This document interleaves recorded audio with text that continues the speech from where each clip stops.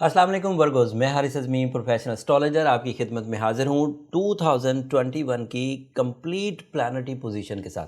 मैंने इन वीडियोस को दो हिस्सों में कन्वर्ट किया है वर्गोस। एक हिस्सा लॉन्ग टर्म प्लैनेट्स के लिए है, ये वीडियो लॉन्ग टर्म प्लैनेट्स की है, और एक हिस्सा जो अगले हफ्ते आपकी खिदमत में 2021 का पेश करूँगा वो शॉर्ट टर्म प्लैनेट्स की रिपोर्ट्स के मुताबिक होगा। लॉन्ग टर्म प्लैनेट्स में सैटर्न, जुपिटर एंड यूरेनस शामिल हैं। जब वो किसी एक एंगल पर जाते हैं तो कई सालों तक उधर ही रहते हैं। जैसे यूरेनस जो है वो 26 तक टॉरस हाउस में ही रहेगा, एंड टॉरस हाउस का मतलब है कि आपके लिए वो 9th हाउस बनता है, एंड दैट इज़ प्रोडक्टिव। 2026 तक हर साल जब भी मैं यूरेनस की बात करूँगा वो आपके यहाँ 9th हाउस में ही निकलेगा। एंड यूरेनस क्योंकि साइन ऑफ अपॉर्चुनिटीज़ है, गुड लक का भी प्लैनेट है बहुत हद तक, लेकिन स्लो प्लैनेट है, ज़्यादातर रेट्रोग्रेड रहता है। लेकिन उसके बावजूद क्योंकि वो 9th हाउस में है तो आपके लिए प्रोडक्टिव है। जो दो मेजर चेंजेस हैं जिसने आपकी ज़ात पर, आपके मामलात ज़िंदगी पर, आपके रिलेशंस पर, आपकी हेल्थ पर, आपके कैरियर पर, आपकी पर्सनालिटी पर बड़ा चेंज लाना है, वो सैटर्न एंड जुपिटर है। जुपिटर तो हर ही साल अगले हाउस में चला जाता है, लेकिन तकरीबन 12 महीने वो एक ही एंगल पर रहता है, एक ही हाउस में से ट्रांजिट करता है। इस दफ़ा कुछ ख़ास है। 2.5 साल के बाद 2017 के बाद अब 2020 में 18 दिसंबर को सैटर्न आपके 6th हाउस में एंटर हो जाएगा।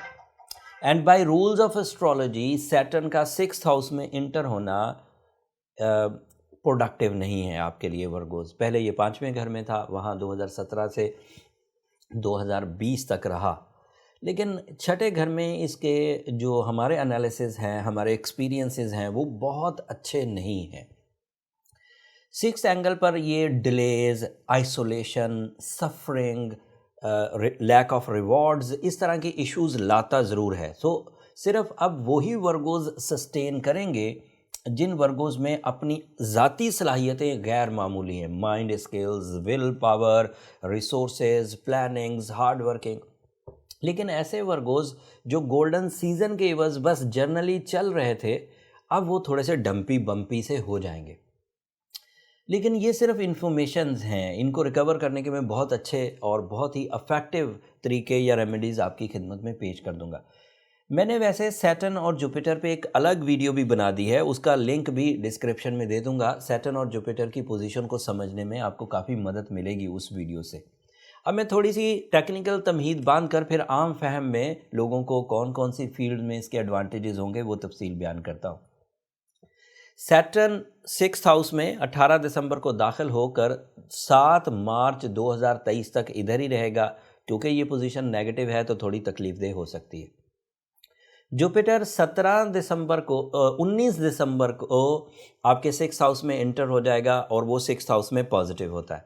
लेकिन क्योंकि ये दोनों एक ही एंगल पर है, एक ही जगह से हमें रेडिएशंस या अपना इम्पैक्ट भेज रहे होंगे, तो इन दोनों में थोड़ा बहुत कोलिजन ज़रूर रहेगा। सैटर्न को स्टार ऑफ डार्कनेस कहते हैं, जुपिटर स्टार ऑफ एनहेंसमेंट है। दोनों की फितरत में थोड़ा तो बहुत कोलिजन है। अगर किसी तरह सैटर्न बैलेंस हो जाए तो जुपिटर 6th हाउस में काफ़ी प्रोडक्टिव होता है। वो तरीके मैं एंड पर बयान करूँगा। दूसरी टेक्निकल न्यूज़ सुनिए।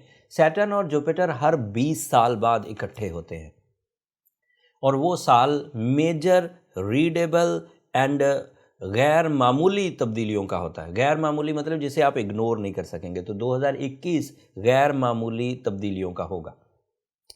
दूसरी बात जो टेक्निकल साइड की है वो ये कि सैटर्न और जुपिटर एक्वेरियस हाउस में आपके लिए 200 साल बाद इकट्ठे हुए। या सादा लफ्ज़ों में कहूँ तो वर्गोज, आप पहली दफ़ा सैटर्न एंड जुपिटर को एक्वेरियस हाउस में एंजॉय कर रहे हैं।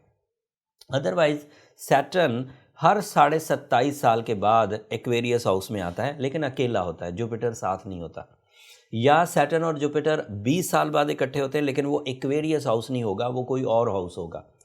सैटर्न का 27.5 साल के बाद आपके 6th हाउस में आने का मतलब ये है कि जो लोग 1990 में पैदा हुए हैं वो फर्स्ट टाइम सैटर्न को अपने 6th हाउस में देख रहे हैं। तो ये उनके लिए एक नया एक्सपीरियंस होगा।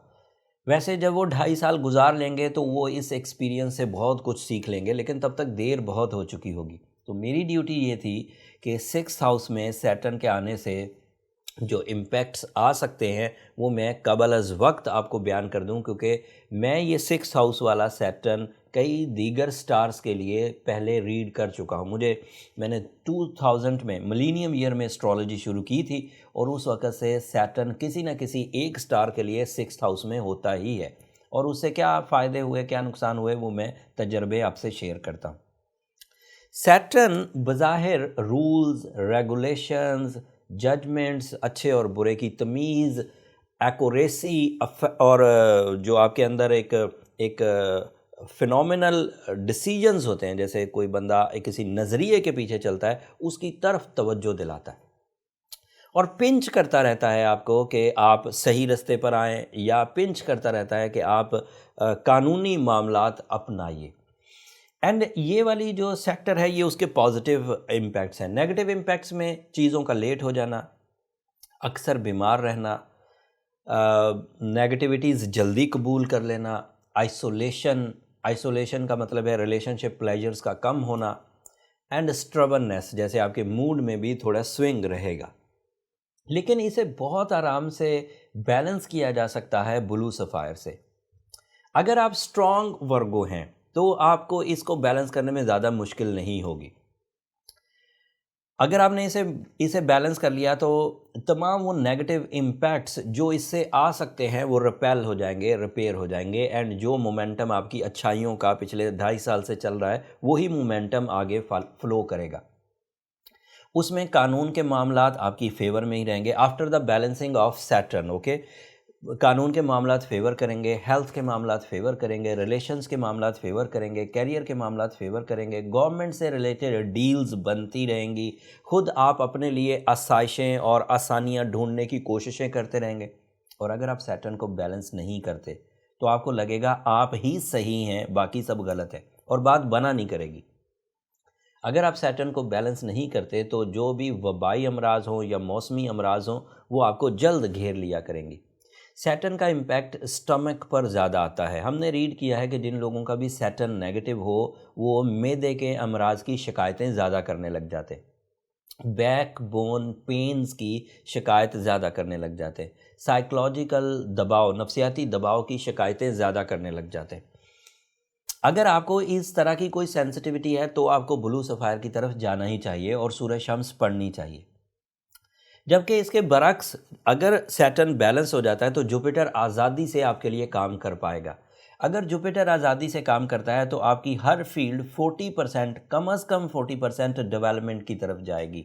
Personality enhancement, money making opportunities, relationship proposals and relationship successes, luxury of life, mind skills, learning capacity, emotional satisfactions, travelling, relationship, life partnership वाले रिलेशंस, एंड उसके अलावा जोश और जज्बा, फिर सब मिलेगा।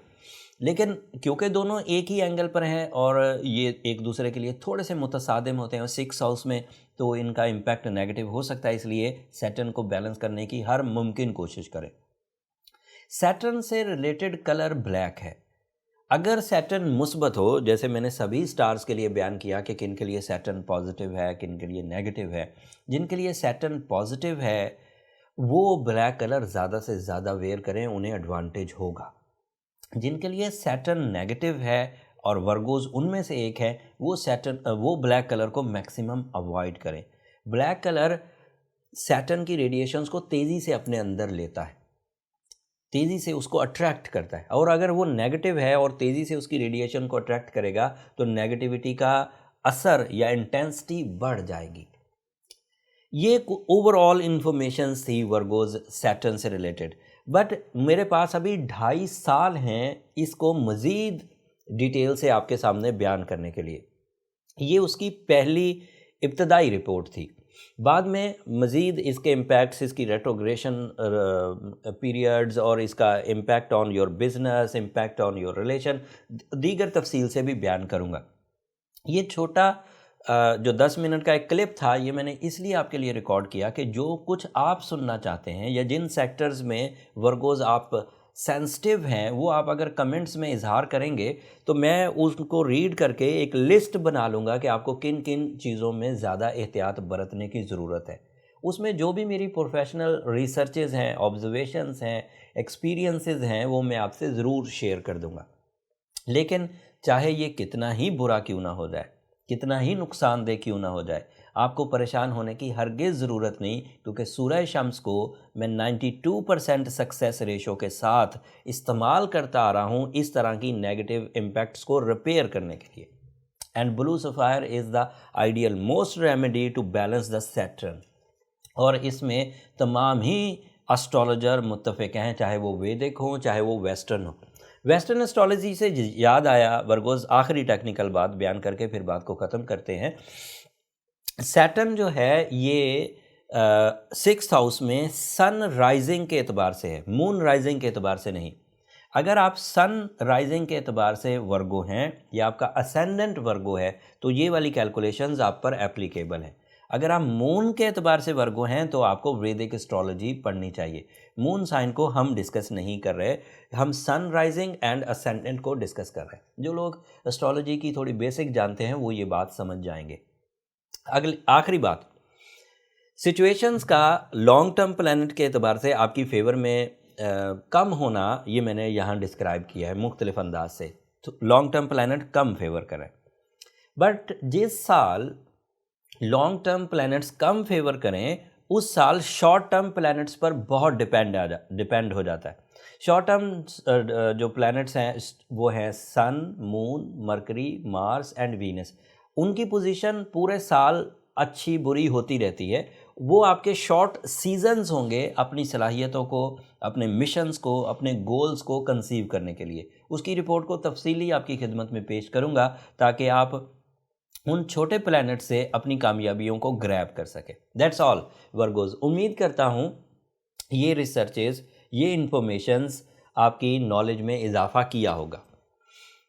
इसके बदले मैं हमेशा आपसे दुआ की दरख्वास्त करता हूँ वर्गोज़। आपकी दुआएं मेरे लिए न सिर्फ इस दुनिया का बल्कि आखिरत का सबसे कीमती सरमाया है। चैनल को भी ज़रूर सब्सक्राइब कर लीजिएगा। 2021 काफ़ी इम्पॉर्टेंट होने वाला है। उस इम्पॉर्टेंट पूरे साल को हम लोग 7 दिन की कैलकुलेशंस के एतबार से आपकी खिदमत में पेश करते रहेंगे। अगर आपने सब्सक्राइब किया होगा हमारी हौसला अफजाई तो होगी ही होगी, लेकिन एवरी 7 डे रिपोर्ट्स आपको मिलती रहेगी जिससे आप अपने डिसीजंस लेने में आसानी महसूस करेंगे। अगले हफ्ते तक के लिए अल्लाह ने के बाद।